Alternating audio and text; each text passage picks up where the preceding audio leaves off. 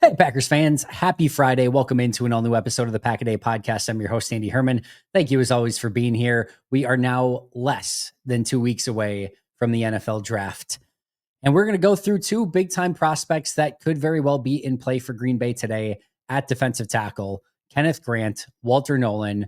Which one makes more sense? Do both of them make sense? Which direction should Green Bay go in here? We're going to break them down in great detail today. Two very fun players that a lot of people think could very much be in play at pick 23. So like I said, we're going to break them down, get you everything that you need to know, the good, the bad, the ugly, everything in between. Before we get there, shout out to Joshua Portalatin for becoming a brand new Pack a Day podcast YouTube member. Thanks so much for that. Appreciate it a ton. If you haven't checked out those memberships yet, make sure to do so. Also, just make sure to hit that subscribe button, whether you're on, Spotify, Apple Podcasts, YouTube, wherever you are.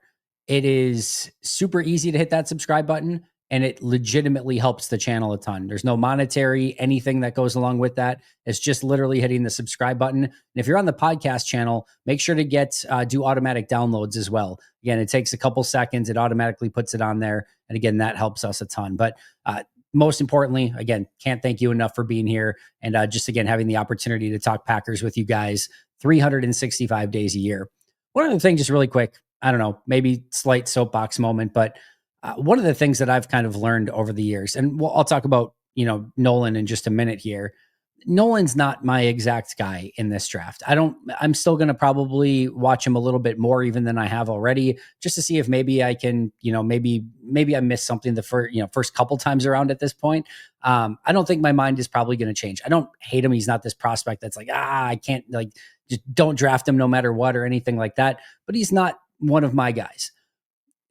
One of the things that I have really tried to do and kind of learned over the years to some extent is everyone that's going in the first round of this draft is unbelievably talented.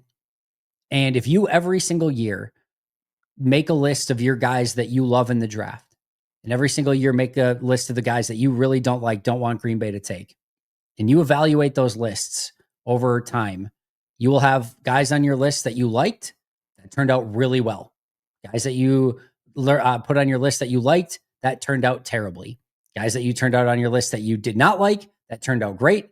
And guys that you did not like that turned out terribly. There will be all areas and all spectrums of it. That's not to say don't have your guys. That's not to say don't have your likes and dislikes. Listen, a lot of this, the entertainment value in the draft is figuring out beforehand which guys that you hope Green Bay takes, and then, sort of reacting accordingly when that does or does not happen. Figuring out, again, you probably have some sort of list or an order or a big board of like how you want this to shake out for Green Bay, or at least a handful of names in mind of like, oh, it would be cool if Green Bay did this. What I've kind of come to really value over the time that I've been doing this is not to necessarily have so much of that, here's a guy I really want or don't want. Trust me, there are guys I really want. There's a couple guys like a Walter Nolen that I don't want. But to try to keep an open mind in the matter of all of these players, especially when it comes to first round players, have a ridiculous amount of positives that come along with their game. And all of them have negatives that they need to work on. And the journey for all of these players is just getting started. As Tony Pauline used to always say, as I used to podcast with him on the Pro Football Network podcast, the NFL Insiders podcast that feels forever ago now, he would always say the draft is the beginning of the process. It's not the end. And he's completely correct on that. When they get drafted, this is literally day zero of their NFL journey. It is the end of their college journey and transitioning into the NFL. And now the moment they get selected by the Green Bay Packers, that is day zero. And it is going to go in a variety of directions from there, hopefully up, hopefully not down, but that is just the start of it. And there are players all throughout this draft, whether first round or undrafted, who will take those strengths that they have and accentuate them and make them better. Take the weaknesses that they have and mitigate them. And there are players all throughout this draft, from the pick 1 to, again, undrafted free agent, that will have those strengths that they don't continue to work on the skill, or they maybe just don't translate to the NFL the way that NFL teams or you or I or anyone else was expecting, or maybe they have some sort of injury, whatever it might be, they will not maybe hit that ceiling. And their weaknesses, they will not maybe work hard enough to correct, or they're just too big of a catastrophic weakness that it's just a deal breaker for them at the NFL level. There will be all of that. And it is a complete inexact science as to how this works, because it's not always apples to apples translatable of, if they do this in the NFL or in college, then they can do this in the NFL. There is projection there. And within that realm of projection is this huge gap of mystery, because you are trying to take somebody that can do something pretty well right now in college and hope that they can continue to do it in the NFL. What I say a lot of the times is, most of the like really big plays and or like if you have a really good day at the office, a lot of times it's because maybe you're getting an advantageous matchup across from you, and now it's your job to take advantage of that. In college, you might get a lot of advantageous matchups, especially if you're a more gifted athletic player than some of the players across from you who may never even sniff the NFL. You could just win on pure, raw, unadulterated athleticism and talent day in and day out. As soon as you get to the NFL, that changes in a significant way, and now you have to evolve. And that evolution has to happen for all of these players. So as in love with the prospect as you are, just remember, we all love Josh Jackson coming out of Iowa. Like almost everyone to a T. That was one of the most celebrated picks I've ever seen in Packers land. They got Josh Jackson, had he been taken in round 1 by Green Bay, would have been celebrated. And when they got him in round 2, it was almost universally, people were doing backflips. It was unbelievable. It didn't work out at all. And there have obviously been the vice versa, the reverse of that as well, of players that a lot of people have not liked that have gone on to have great NFL careers. So just understand, have your likes and dislikes. It is part of the fun of the process. But just kind of keep an open mind of, regardless of how high you are on a player or how low you are on a different player, it's not the be all end all. And there is a lot of room for growth, improvement, and success for all of these players. But it's going to be very dependent upon how they attack their NFL careers, how they fit with the team, and if they can come in and hopefully find a spot that's going to be setting them up for success. That's all I have to say there. Sorry for the slight tangent, but it's been something that's been on the back of my mind just a little bit as of late, of just, again, regardless of who Green Bay takes, and I'll probably be right there with you if they end up taking a player that I'm like, because last year, right?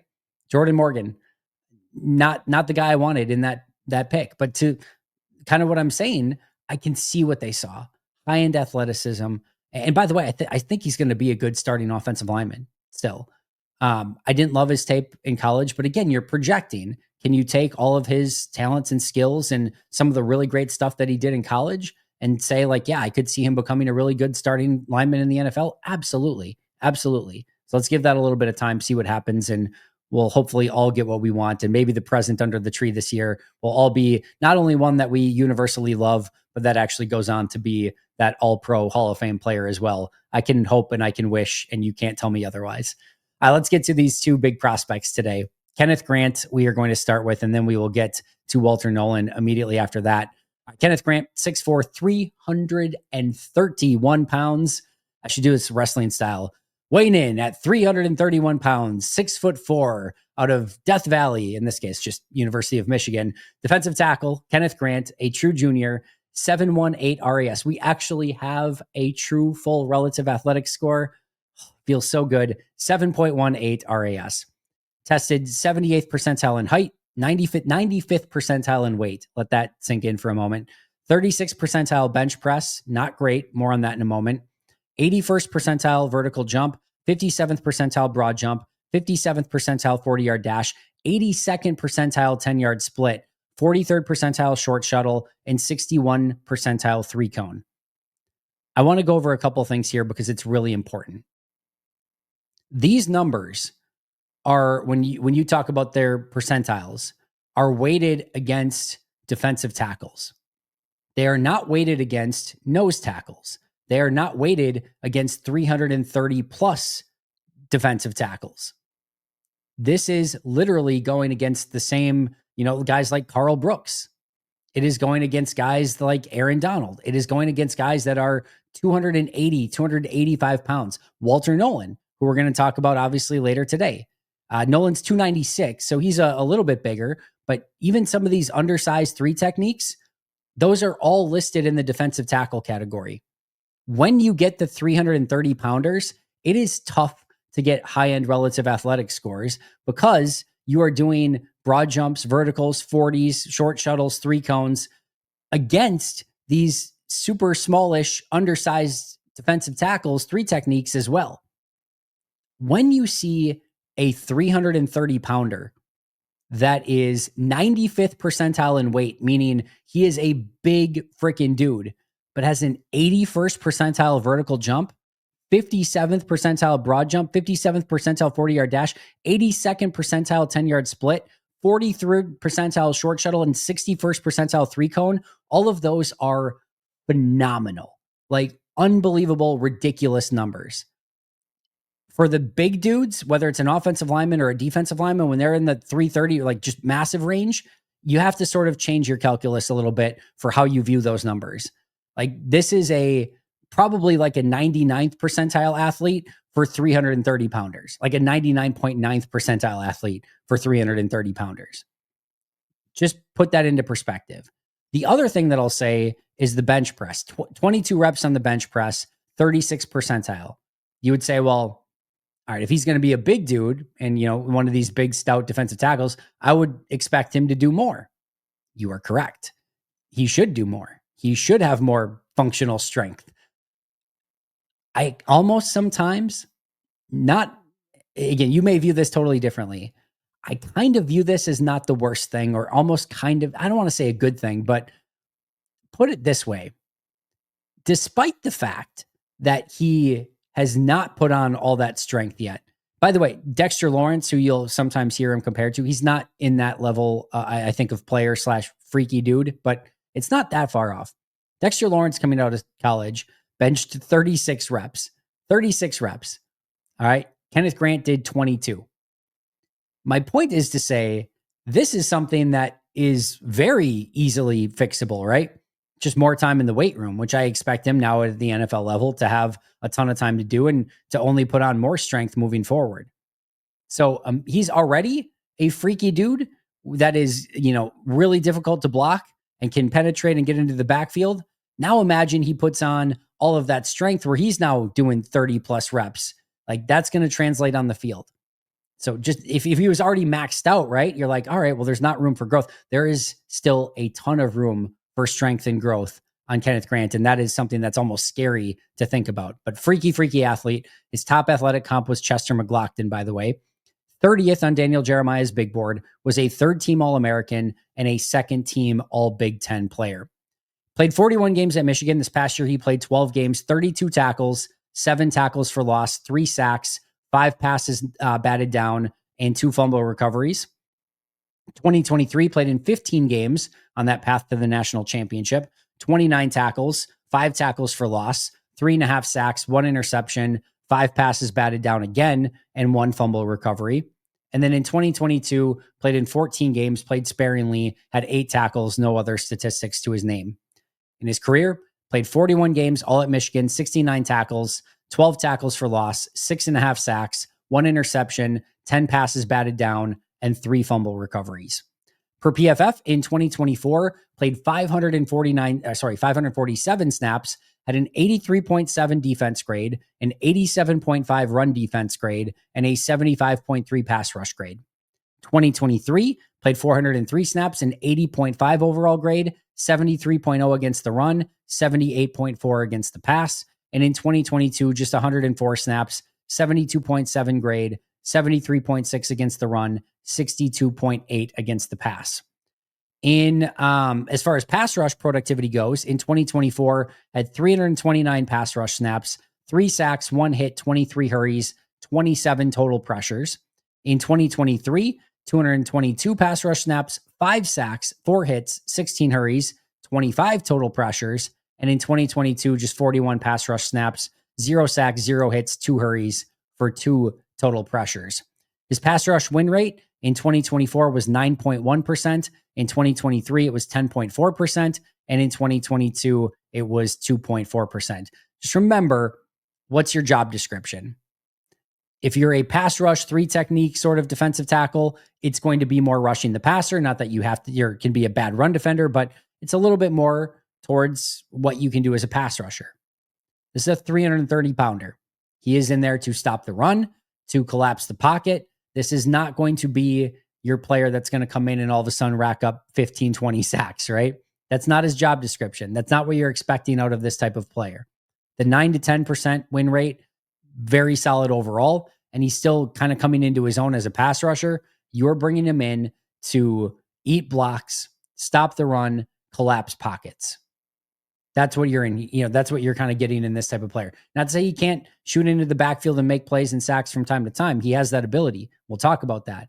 But this is definitely somebody that if you're comparing him to, again, one of these lighter 3 techniques, well, yeah, the lighter 3 technique dude is probably going to have better production as a pass rusher. That should kind of go without saying. So just kind of remember that in the job description for what you're bringing Kenneth Grant in for.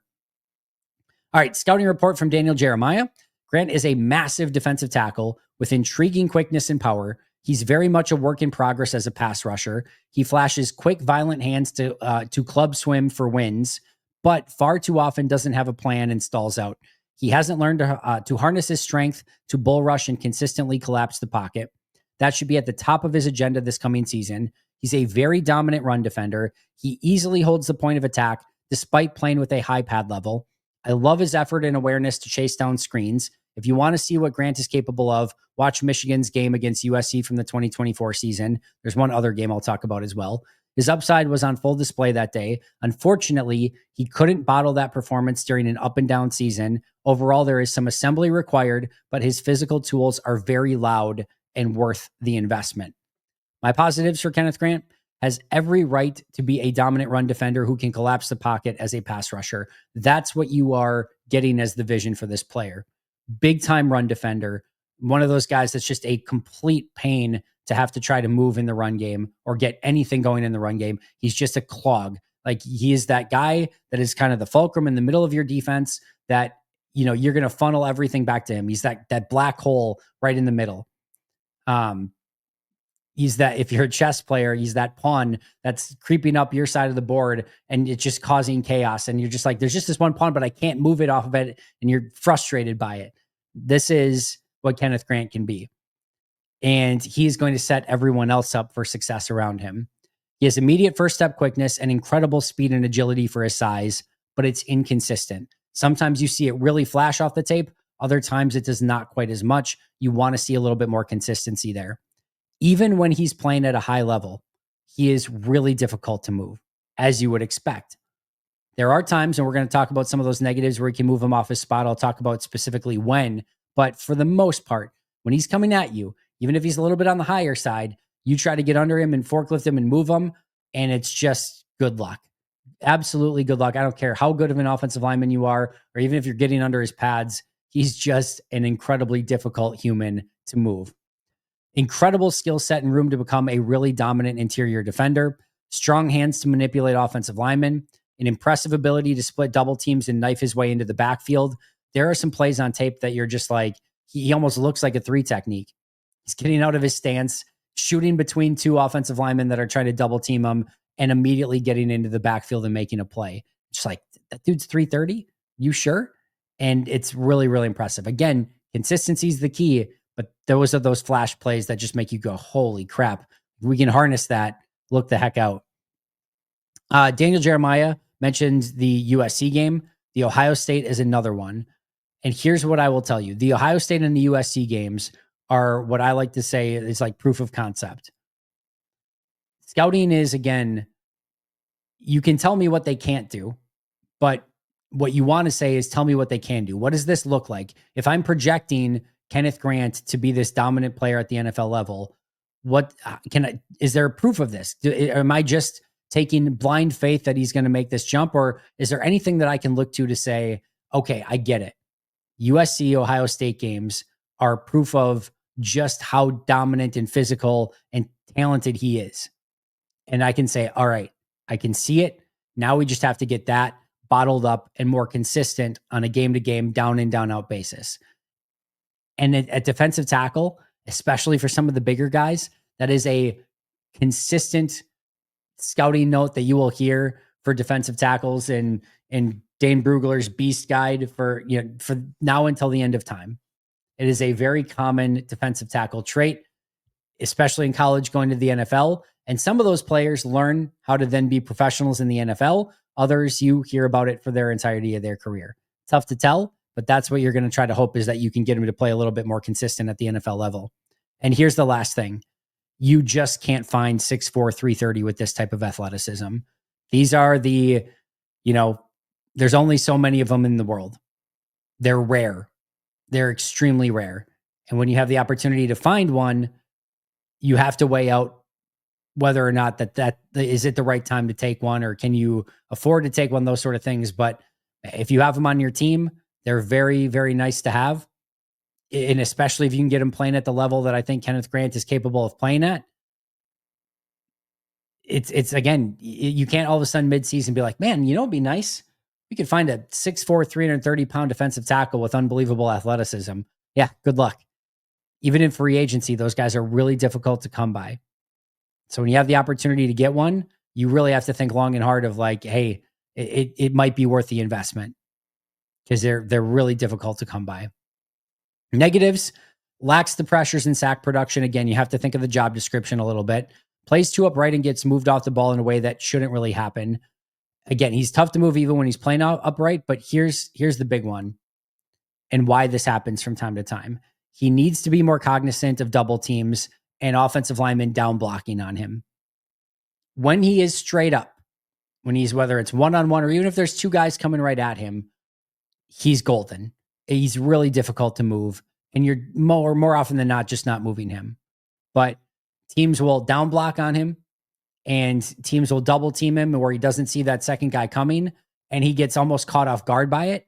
And that's where he's susceptible to getting moved off the ball in a way that he should not. So he's got to kind of keep his head on a swivel a little bit more and anticipate a little bit better, have a little bit better awareness for what's coming at him, and just expect to get double teamed. Expect that there's going to be a guy coming from somewhere else. If there's not, awesome, go eat. But you have to be aware that those blocks are coming. You can't get blindsided by it, and all of a sudden you're on the ground or you're out of your gap when your job is to cover almost two gaps, much less be completely blocked out of it. So he's got to be a little bit more aware of that. Does end up on the ground a little bit too often.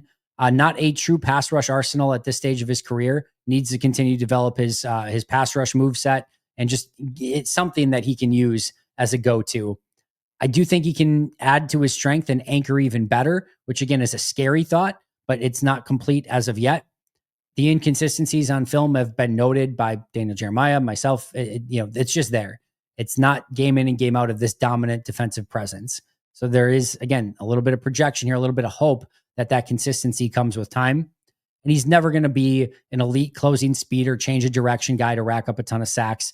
Say one more time. Again, that's part of being 330 pounds and not expecting that big pass rush production from a player of his size. Not saying he can't be a good pass rusher or can't develop some stuff over time, but he's never going to be like this elite, closing speed / change of direction guy.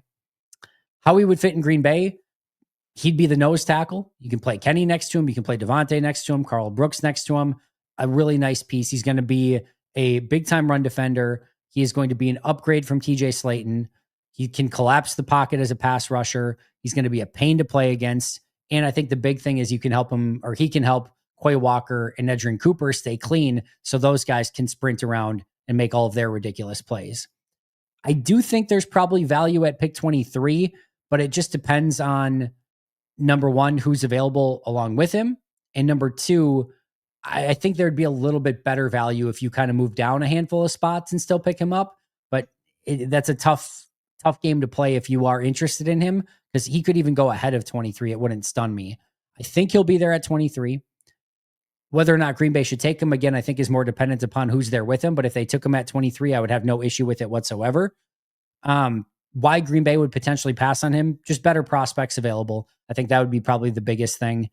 I think you can, again, have him help your run defense from day one. He's an upgrade over TJ Slayton. super freaky upside, not quite in that Dexter Lawrence category, but still somebody that can be a big time run defender and be somebody that can help you in the pass rush game as well, or at least again, collapsing that pocket.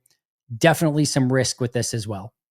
This is not a set it and forget it. You're guaranteed to get this high end player. I'd be pretty surprised if he's not at least a really dominant run defender in the NFL, but what he can give you as a pass rusher matters and really changes it as to whether or not he has that one role that he can do really well and is kind of a platoon player, or if he can help you on all downs and actually be somewhat of a pass rusher that can get you those 5 to 6 sacks per season. That's the difference. I think he can be that, but again, there is a little bit of risk here when it comes to Kenneth Grant. All right, let's get to Walter Nolen. Totally different players. So Grant's more your nose tackle. Nolan's more your 3 technique. He's 6'4", 296, defensive tackle out of Ole Miss. True junior. Started his career at Texas A&M. First team All-American. First team All-SEC. And was a finalist for the Outland Trophy, which goes to the best offensive lineman and or defensive lineman, I should say. 80th percentile height. 49th percentile weight. 43rd percentile short shuttle. I have no idea. And I don't, maybe there was an injury at the combine or maybe he had to pull out or something, but I don't know why he just did the short shuttle when that wasn't necessarily his best attribute. That was a weird choice if that was if there was some reason behind it. But yeah, just 40th percentile in the short shuttle. And again, 80th percentile height, 49th percentile weight, did not do any other testing. In 2024, played in 13 games, 48 tackles, 14 tackles for loss, 6.5 sacks, 3 passes batted down, and 2 fumble recoveries. In 2023, played in 12 games, 37 tackles, 9 tackles for loss, 4 sacks, 1 pass batted down. And in 2022, 10 games, 29 tackles, 3 tackles for loss, 1 sack, 1 fumble recovery, 1 forced fumble. Here's an example of progress, right? 29 tackles, 37 tackles, 48 tackles, 3 tackles for loss, 9 tackles for loss, 14 tackles for loss, 1 sack, 4 sacks, 6.5 sacks. Growth, growth, growth. Exactly what you want to see. Played in 35 games total, 114 tackles, 26 tackles for loss, 11.5 sacks, 4 passes batted down, 3 fumble recoveries, and 1 forced fumble, I should say. 2024, he played 588 snaps. This is per PFF, 88.9 defense grade, a 91.6 run defense grade. I did not quite see that. There are some really good things he does as a run defender. There's some not great things he does as a run defender. We'll talk through that. 75.0 pass rush grade. In 2023, 365 snaps, 73.6 overall grade, 73.1 run defense grade, 69.1 pass rush grade. In 2022, 289 snaps, 68.1 overall, 60.5 against the run, 71.1 against the pass. The previous 2 years of a 60.5 and 73.1 run grade, that to me fits him a little bit better. The 91.6 is a little over aggressive in my opinion. I'll go over why that is in just a moment. Overall, from a pass rush standpoint, in 2024, had 362 pass rush snaps, had 6 sacks, 6 hits, 29 hurries for 41 total pressures. In 2023, 213 pass rush snaps, 7 sacks, 1 hit, 9 hurries, 17 pressures. And in 2022, 132 pass rush snaps, 2 sacks, 2 hits, 13 hurries, once again, 17 total pressures. In his career at both Texas A&M and Ole Miss, 707 pass rush snaps, 15 sacks, 9 hits, 51 hurries, 75 total pressures. His win rate this past year, 11.3%, 9.4 the year before that, 11.4 as a freshman. Here's the scouting report from Daniel Jeremiah. Nolen is a twitchy defensive tackle who fits best in a penetrating style of defense. Yes, he does. Ole Miss slanted him quite often in its defensive scheme, and he created some early wins versus the run and the pass. As a pass rusher, he can really get off the ball with urgency and roll his hips to jolt blockers. He flashes a violent hump move and can redirect with ease. He needs to improve his vision and awareness, though. He wins a lot of battles, but fails to win the war because of his inability to locate the ball. Against the run, he can generate negative plays for the offense by shooting gaps, but he gets caught and washed at times. This is the dynamic we're going to talk about. Overall, Nolen is an extremely talented and disruptive player, but he hasn't come close to reaching his potential. If he lands with the right scheme and coach, he could emerge as one of the better players in this draft class. I do think he fits Green Bay's scheme, which is important, but that is an important aspect of this. All right, positives. Disruptor as a run defender who can cause chaos and get quick wins in the backfield.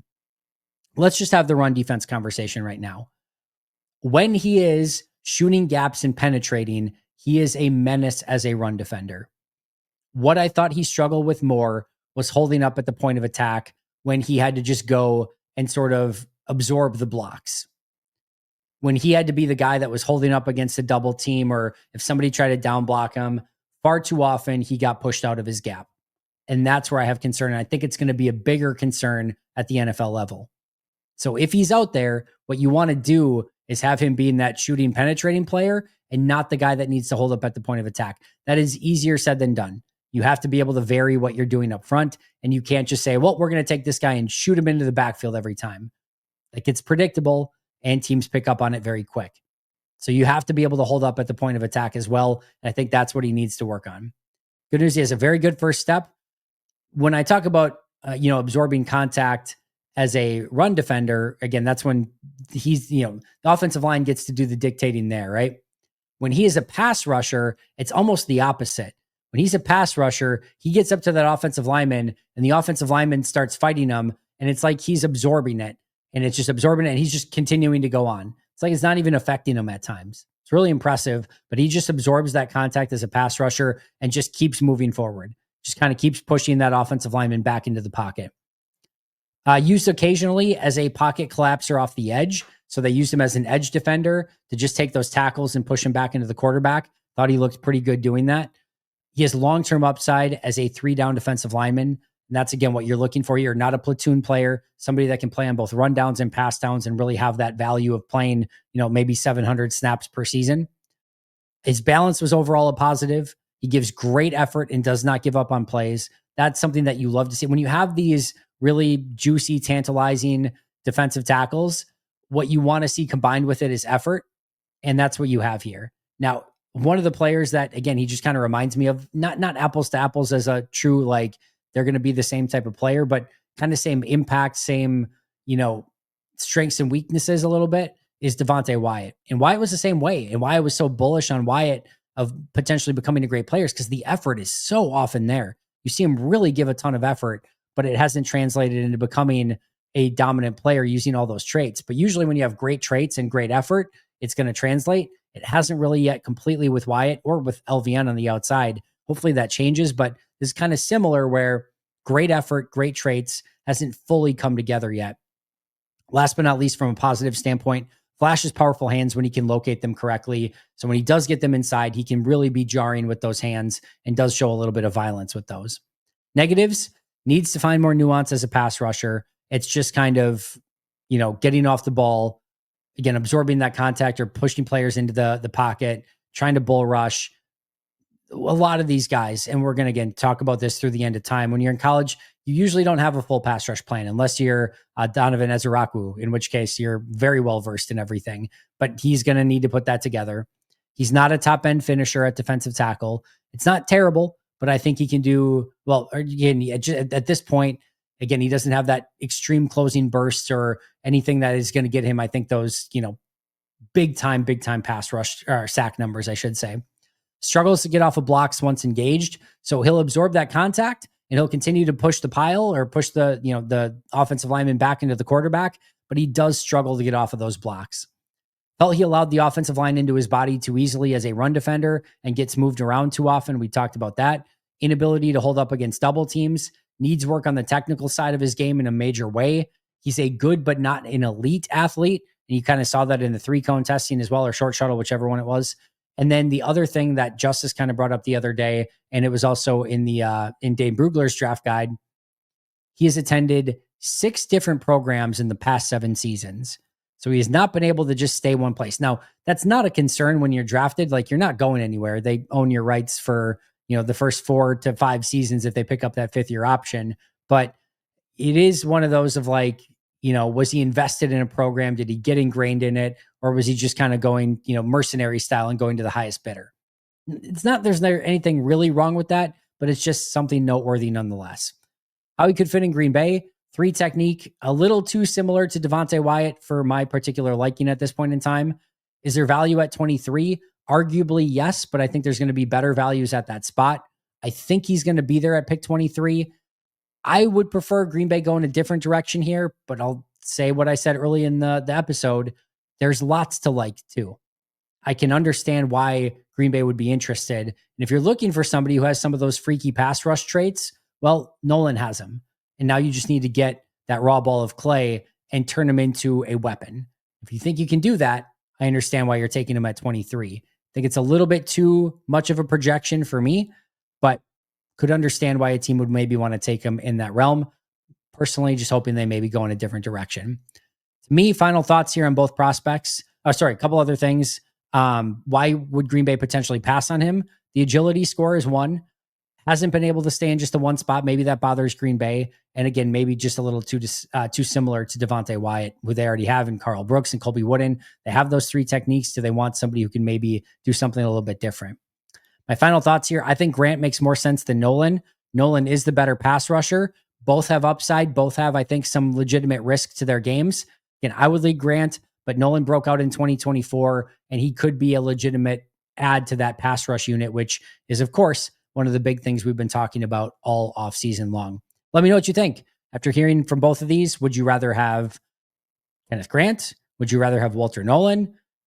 I'm sure a lot of you are just saying, actually, I'd rather go in an entirely different direction, which is fine. I probably would as well. But if choosing between the two, again, I would go with Grant in this case. That's going to do it for me today. Thank you, as always, for joining me. Really excited about the draft coming up. Lots of live shows going to be right here on YouTube. Make sure to keep an eye out for those. Friday, 3 p.m.